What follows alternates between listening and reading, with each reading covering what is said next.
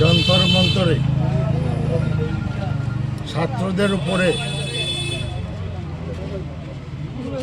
পুলিশি লাঠিচার্জ, তারই প্রতিবাদে সংসদের ভিতরে এবং সংসদের বাইরে প্রাইম মিনিস্টারের বাসভবনের সামনে রাহুল গান্ধীর নেতৃত্বে বিক্ষোভ হয়েছে। সেখানে রাহুল গান্ধী সহ জাতীয় কংগ্রেসের জাতীয় নেতারা ছিলেন। তাদেরকে জোর জবরদস্তি করে হেসরাইয়া তাদেরকে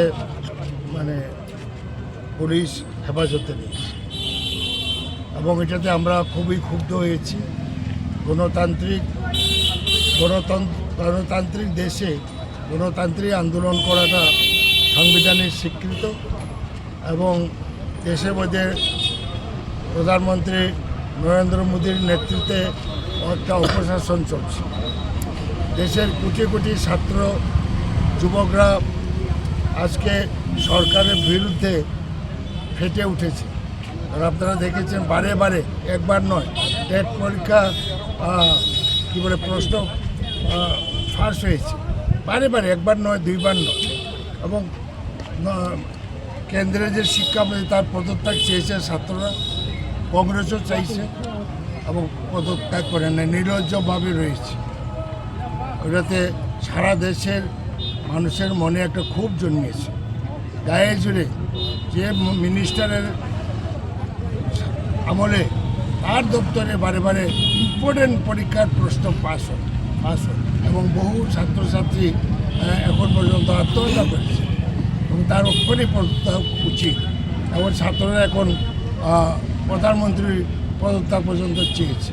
সুতরাং আজকের এই প্রতিবাদে আমরা কৈলাসহর থানার সামনে আমরা প্রতিবাদ জানাচ্ছি যে দেশে যে পুলিশি রাজ শুরু হয়েছে। এবং সঙ্গে একটা দুঃখজনক, আমাদের রাজ্যের ডাইরেক্টর জেনারেল পুলিশ অনুরাগ ধনকর, একটা ভালো পুলিশ অফিসার, সুনামের সহিত দেশে বিভিন্ন ডিপার্টমেন্টে কাজ করেছে। উনি ওনার চেম্বার থেকে তার মৃতদেহ আবিষ্কার হয়েছে। কীভাবে মারা গেল এখনও সরকারের তরফ থেকে সুস্থভাবে প্রকাশ করেনি। যদি বাথরুমের মধ্যে ফাঁস লাগিয়ে থাকে, কিসের মধ্যে ফাঁস লাগিয়েছে? ফাঁস লাগার সঙ্গে সঙ্গে সেখানে তো ফটো তোলা উচিত ছিল। প্রত্যেকের পকেটে তো মোবাইল আছে। তো এইসব দেখানো উচিত জনগণকে যে এইভাবে মরতেই তো পারে, ওটা আত্মহত্যাও করতে পারে।